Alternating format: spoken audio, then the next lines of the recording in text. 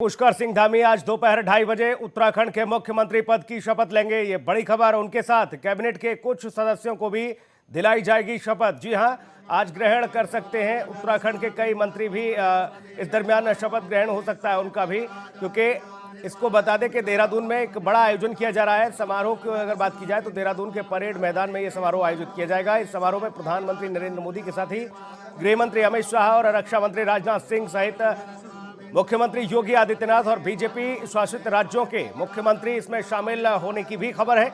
यही नहीं, इस शपथ ग्रहण समारोह में कई केंद्रीय मंत्री भी शामिल होंगे।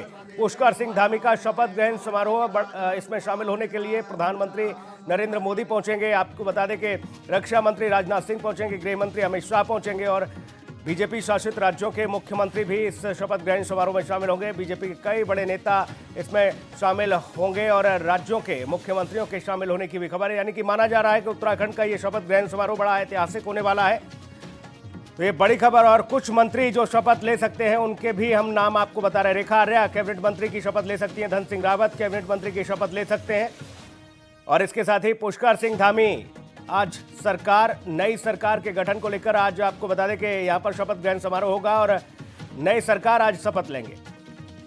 धामी कैबिनेट के संभावित जो मंत्री हैं उनका भी नाम हम आपको बता रहे हैं। रितु खंडूरी, ये विधानसभा अध्यक्ष इनको बनाया जा सकता है और इसके साथ ही आपको बता दें रेखा आर्या कैबिनेट मंत्री ये शपथ लेंगे आज। ये कमोबेश ये माना जा रहा है कि ये लोग जिनके नाम हम आपको बता रहे हैं ये कैबिनेट मंत्री पद की शपथ ले सकते हैं।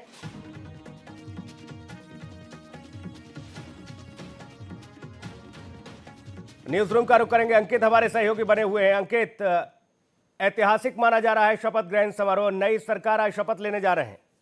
जिस तरीके से भारतीय जनता पार्टी की उत्तराखंड के अंदर ऐतिहासिक जीत हुई है, उसी तरीके से ये ऐतिहासिक समारोह का आयोजन आज किया जा रहा है। देश के प्रधानमंत्री नरेंद्र मोदी कुछ ही देर के बाद देहरादून पहुंचेंगे। उनके साथ अगर हम बात करें, जो शिवराज सिंह चौहान मध्य प्रदेश के मुख्यमंत्री हैं वो भी पहुंचेंगे। उत्तर प्रदेश सूबे के मुखिया योगी आदित्यनाथ भी इस कार्यक्रम में शिरकत करेंगे। तमाम बीजेपी शासित राज्यों के मुख्यमंत्रियों को पुष्कर सिंह धामी की तरफ से निमंत्रण दिया गया है। लेकिन सबसे बड़ी बात यह है कि जिस जगह इस कार्यक्रम समारोह का आयोजन होना है, आगाज होना है, वहां पर उस पूरे पांडाल को एक दुल्हन की तरह भव्य रूप में सजा दिया गया है। कौन कौन से मंत्री शपथ लेंगे वो हम अपने दर्शकों को लगातार बता रहे हैं। लेकिन उत्तराखंड के अंदर पहली बार ऐसा हो रहा है कि विधानसभा की अध्यक्ष इस बार महिला होंगी। रितु खंडूरी जो विधानसभा की अध्यक्ष बनाई गई है वो एक बड़े राजनीतिक परिवार से ताल्लुकात रखती हैं। लेकिन ऐसे में कौन कौन से होंगे, अजय भट्ट का नाम हो या सतपाल महाराज हो, धन सिंह रावत हो, तमाम ऐसे मंत्री हैं, मदन सिंह कौशिक जो वहां के प्रदेश अध्यक्ष भारतीय जनता पार्टी को, उनको भी कैबिनेट में शामिल किया जा रहा है। लेकिन कुछ ही जो उत्तराखंड की जनता है उसको बेसब्री से इंतजार था, वो बस क्षण कुछ देर के बाद बिल्कुल साफ हो जाएगा जब पुष्कर सिंह धामी शपथ ग्रहण का समारोह में अपना शपथ ग्रहण का कार्यक्रम का आयोजन जो है उसमें सम्मिलित होंगे और देश के प्रधानमंत्री नरेंद्र मोदी के साथ कई वीवीआईपी भी उसमें शिरकत करेंगे। हमारे साथ ज्यादा बातचीत के लिए उत्तराखंड की या फिर पहाड़ की राजनीति को बहुत नजदीकी से जानते हैं, हमारे साथ वरिष्ठ सहयोगी रमेश जी हैं। सर, किस तरीके से आज उत्तराखंड के अंदर ऐसे कौन कौन से नाम होंगे जो मुख्यमंत्री के साथ साथ कैबिनेट मंत्रिमंडल में जिनको विस्तार दिया जाएगा? देखिए अंकित, आपको सिटीन बता रहा है कौन कौन नाम है। धामी कैबिनेट में संभावित मंत्री जो है रितु खंडूरी, ये विधानसभा अध्यक्ष चुनी गई, वीएस खंडूरी की बेटी ये हैं। रेखा आर्या कैबिनेट मंत्री, धन सिंह रावत कैबिनेट मंत्री, सौरभ बहुगुणा कैबिनेट मंत्री, प्रेमचंद अग्रवाल कैबिनेट मंत्री, चंदन रामदास कैबिनेट मंत्री, सुब्रत उनियाल कैबिनेट मंत्री, गणेश जोशी कैबिनेट मंत्री, सतपाल महाराज कैबिनेट। ये 8 संभावित लिस्ट है। 8 नाम तय है, ये कैबिनेट मंत्री का शपथ ग्रहण लेंगे। लेकिन बिल्कुल सच है ये बात। लेकिन सुनील, एक बात स्थिति बिल्कुल साफ हो गई। 10 मार्च को परिणाम आने के बाद उत्तराखंड के अंदर जिस तरीके से सीटीएन न्यूज ने प्रमुखता के साथ पुष्कर सिंह धामी को नाम को लेकर खबर दिखाई थी, उस खबर का असर हुआ और उस पर चिंतन और मंथन करने के बाद भारतीय जनता पार्टी के केंद्र नेतृत्व ने फैसला सुना दिया, यानी कि मुख्यमंत्री बिल्कुल जो हैं वो पुष्कर सिंह धामी रहेंगे। तो ये हम लगातार अपने दर्शकों को दिखा रहे थे और ये अब जो कैबिनेट मंत्री की बात कर रहे हैं तो इसमें से भी तमाम ऐसे नाम है जिन पर मोहर लगेगी। लेकिन क्या माना जाए रमेश जी की, अगर हम पिछली सरकार में जो मंत्री रहे या फिर जो ऐसे कौन कौन से नए चेहरे होंगे जो इस बार धामी कैबिनेट में शामिल होंगे? देखिए अंकित बता दें, पहले नए मंत्री ये हैं आपके चंदन रामदास, ठीक है, पहली बार ये चुनाव जीते हैं, मंत्री बनेंगे। आपके सौरभ बहुगुणा है, पहली बार ये बनेंगे। और रितु खंडूरी महिला है, इनको विधानसभा अध्यक्ष बनाया गया है, वीएस खंडूरी की बेटी है। सबसे बड़ी बात की ये महिला मोर्चा के अध्यक्ष भी थी, इनको बहुत बड़ा पद दिया गया है। और बाकी रेखा आर्या है, ये सब पुराने चेहरे हैं जो धामी इस पर भरोसा करे हैं। उन्होंने उनका काम दिखा है, पिछले कार्यकाल में अच्छी तरह भूमिका अपनी निभाई है, इस वजह से इन पर भरोसा किया गया है। 3 जो पुराने मंत्री थे उन मंत्रियों को अभी नाम शुमार नहीं किया किया गया है फिलहाल, लेकिन आगे उनकी भी ताजपोशी हो सकती है। लेकिन फिलहाल 8 मंत्री ऐसे हैं जो 3 बजे सब 2:30 या 3 बजे के बीच में शपथ समारोह को उनको इनवाइट किया गया है। अगर हम धामी की बात करें, धामी का कैबिनेट है वो तकरीबन धामी को मिला के 9 लोग हैं। अगर हम कैबिनेट की बात करें, धामी मुख्यमंत्री हो जाएंगे, उसके बाद 8 कैबिनेट मंत्री बनेंगे। अगर हम बात करें तो जो पुराने वरिष्ठ नेता हैं जिनके पास एक बड़े बड़े मंत्रालय की जिम्मेदारी है, उनको प्रदेश नेतृत्व तो कैसे मैनेज करेगा? क्या उनको कोई बड़ा मंत्रालय दिया जाएगा? क्योंकि अगर हम बात करें जो धामी के नाम को लेकर चिंतन और देहरादून उत्तराखंड से लेकर दिल्ली तक मैराथन बैठकें चल रही थी, तमाम कयास लगाए जा रहे थे, लेकिन भारतीय जनता पार्टी का केंद्रीय नेतृत्व की तरफ से यही कहा जा रहा था कि पुष्कर सिंह धामी का नाम तो नहीं लिया जा रहा था, लेकिन यह कहा जा रहा था कि जो आपसी प्रदेश अध्यक्ष प्रदेश का जो नेतृत्व वो कहीं ना कहीं धामी के नाम को लेकर आपस में खटास है, तो वो संतुलन भारतीय जनता पार्टी कैसे मैनेज करेगी? और ऐसे तमाम जो भारतीय जनता पार्टी के उत्तराखंड के नेता हैं उनको क्या अदर संगठन में कोई जिम्मेदारी दी जाएगी या फिर मंत्रिमंडल में जिम्मेदारी दी जाएगी, या प्रदेश का तमाम ऐसे पदाधिकारी हैं उनको पुष्कर सिंह धामी कैसे मैनेज करेंगे? देखिए अंकित, बीजेपी एक ऐसी पार्टी है वो किसी को निराश नहीं करती है। उनके कार्यकर्ता हुए, चाहे संगठन के पदाधिकारी हुए, चाहे बड़े बड़े बीजेपी कद्दावर नेता हों, जिनको अगर कैबिनेट में जगह नहीं मिल रहा तो उनको बैलेंस करेगी, कहीं ना कहीं उनके लिए एक रास्ता बनाएगी। क्योंकि बीजेपी जानती है कि कार्यकर्ताओं सीएम के चेहरे के बल पर, धामी के बल पर हमने सत्ता वापसी की है और कोई कलह नहीं चाहती है कि अपने में आपस में गुटबाजी हो, कोई कलह हो। हालांकि कभी कलह होता नहीं बीजेपी में, बिल्कुल ऐसी पार्टी है कि जो एक संगठन जो कहता है वही होता है, आला कमान यानी। तो कह सकते हैं आप सबको मैनेज करने के लिए बीजेपी बैलेंस कर रही है। कुछ चेहरे हैं जो कैबिनेट में भी शामिल नहीं हो सकते, लेकिन उनकी बैकडोर से एंट्री कराई जाएगी और कहीं ना कहीं उन्हें अच्छा बड़ा पद दिया जाएगा। बिल्कुल बड़ा पद दिया जाएगा। लेकिन अभी की सबसे बड़ी जो खबर हमारे पास आ रही है, उत्तराखंड के जो प्रभारी हैं दुष्यंत गौतम, भारतीय जनता पार्टी के राष्ट्रीय महामंत्री हैं, वो मंच पर पहुंच चुके हैं और कुछ ही देर में जो उत्तराखंड के मुख्यमंत्री की तरफ से जो वीवीआईपी है वो भी पहुंचेंगे। देश के प्रधानमंत्री नरेंद्र मोदी कुछ देर के बाद बिल्कुल मंच पर पहुंचेंगे। तो ये तमाम जो शपथ ग्रहण कार्यक्रम को लेकर जो तमाम तैयारियां चल रही थी, उन तैयारियों के साथ साथ जो तमाम वीवीआईपी हैं वो भी बस मंच पर पहुंचने शुरू हो गए हैं। जो उत्तराखंड के प्रभारी हैं दुष्यंत गौतम, उन्होंने पूरी जी जान के साथ उत्तराखंड के अंदर जनता के बीच में जो जुड़ाव था और पुष्कर सिंह धामी की लोकप्रियता थी, वो कहीं ना कहीं बिल्कुल जो सामंजस्य बिठाने का काम किया है, उसका श्रेय कहीं ना कहीं जो उत्तराखंड के प्रभारी हैं दुष्यंत गौतम उनको भी जाता है। बस कुछ क्षण के बाद स्थिति बिल्कुल साफ हो जाएगी। सुनील, जिस तरीके से शपथ ग्रहण समारोह को लेकर तमाम कयास लगाए जा रहे थे, उसके बाद पुष्कर सिंह धामी बस थोड़ी देर के बाद मंच पर पहुंचेंगे और वो वहां के राज्यपाल हैं उनके माध्यम से अपने शपथ ग्रहण समारोह का आगाज करेंगे। सुनील, बिल्कुल अंकित, पिछला जो शपथ ग्रहण समारोह हुआ था जिस दरमियान त्रिवेंद्र सिंह रावत मुख्यमंत्री बने थे और वो भी बड़ा ऐतिहासिक था। खुद मैं वहां मौजूद था जिस समय प्रधानमंत्री मंच पर पहुंचे थे और तमाम तीर्थ पुरोहित वहां पर मौजूद थे जिन्होंने शपथ ग्रहण समारोह करवाया था और उस कवरेज को बहुत अच्छे से हम लोगों ने दिखाया भी था। लेकिन मैं ये जानना चाह रहा था, इस बार का जो शपथ ग्रहण समारोह है वो किस लिहाज से, किस मायने में ऐतिहासिक है? सबसे महत्वपूर्ण तो एक बिंदु ये कि इस बार विधानसभा अध्यक्ष यहाँ पर आधी आबादी को जगह दी गई है, महिला को बनाया गया, रितु खंडूरी जो कि कोटद्वार से विधायक बनकर आई हैं।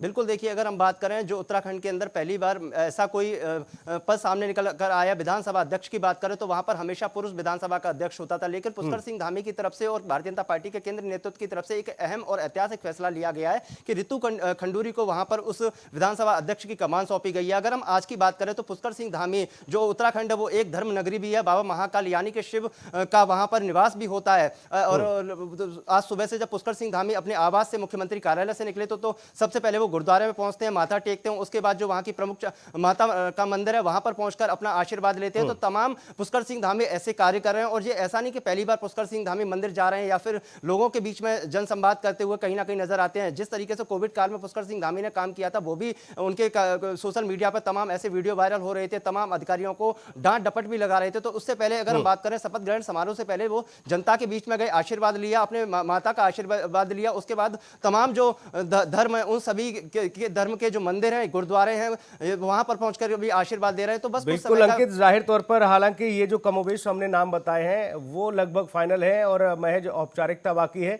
जब इस पर मोहर लग जाएगी कि रितु खंडूरी वहां पर विधानसभा के अध्यक्ष होंगे और बाकी जो 8 मंत्री बताए गए हैं उनका नाम भी लगभग फाइनल हो जाएगा। लेकिन इस बार वीवीआईपी की अगर बात की जाए तो पिछली मर्तबा ऐसा शायद देखने को नहीं मिला था। मंच पर प्रधानमंत्री मौजूद थे और राजनाथ सिंह भी वहां मौजूद थे। लेकिन इस बार भारतीय जनता पार्टी शासित जिन प्रदेशों के मुखिया हैं, गुजरात हो या हरियाणा हो या फिर राजस्थान की पूर्व मुख्यमंत्री वसुंधरा राजे सिंधिया हो, इन सभी को बुलाया गया है। योगी आदित्यनाथ भी वहां पहुंचेंगे, यानी एक बड़ा संदेश देवभूमि से देने का काम होगा इस शपथ ग्रहण समारोह के जरिए।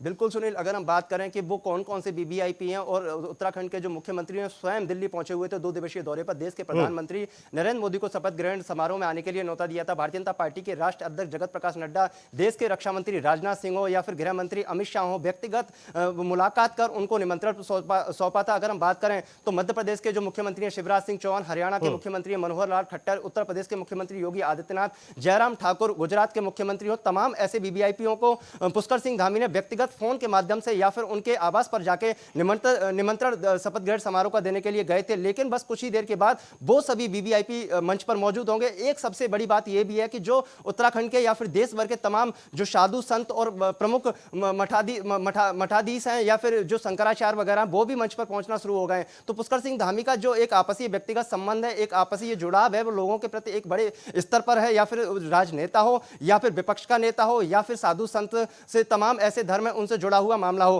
पुष्कर सिंह धामी की लोकप्रियता केंद्रीय लेकिन अंकित, इस बार पुष्कर सिंह धामी के लिए सबसे बड़ी चुनौती क्या मानी जाएगी? 5 साल के लिए मुख्यमंत्री वो बनने जा रहे हैं, उनके लिए सबसे बड़ी चुनौती पहाड़ में क्या रहेगी? बिल्कुल सुनील, जब भी पुष्कर सिंह धामी 2 दिवसीय दौरे पर या 1 दिवसीय दौरे पर या पार्टी हाईकमान की तरफ से उनको दिल्ली बुलाया जाता है, जब भी हम उनसे बातचीत करते हैं तो हमेशा एक जो खुश मिजाज है, हंसते हुए चेहरे पर बोलते हैं कि उत्तराखंड में ऐसा कोई टिपिकल काम नहीं है। और मुझे जिस तरीके से सरकार की तरफ से या फिर केंद्रीय नेतृत्व की तरफ से मुझे एक जिम्मेदारी दी गई, मैं उस पर खरा उतरा। अभी हाल ही में 2 दिवसीय दौरे पर जब उत्तराखंड के परिणाम आए थे उसके बाद भी हम पुष्कर सिंह धामी से संवाद कर रहे थे, ऑफ रिकॉर्ड वो बातचीत कर रहे थे, तो उन्होंने कहा था कि ऐसा कोई बड़ा टास्क नहीं है, क्योंकि मैंने अपने कार्यकाल में जो मुख्यमंत्री मेरे से पहले के कार्यकाल में वो फैसले निर्णय नहीं ले पाए जो मेरे कार्यकाल में हुए। इसी वजह से भारतीय जनता पार्टी का एक विश्वास है कि हम लोग एक ही कल्पना के साथ काम करते हैं। भारतीय जनता पार्टी का एक ही स्लोगन है, सबका साथ, सबका विकास और सबका विश्वास। इसी नारे के साथ आगामी 5 वर्षों में मैं काम करूंगा। जनता के माना जाए कि पहाड़ की जो विषम परिस्थितियां हैं, सबसे बड़ा मुद्दा पलायन का है।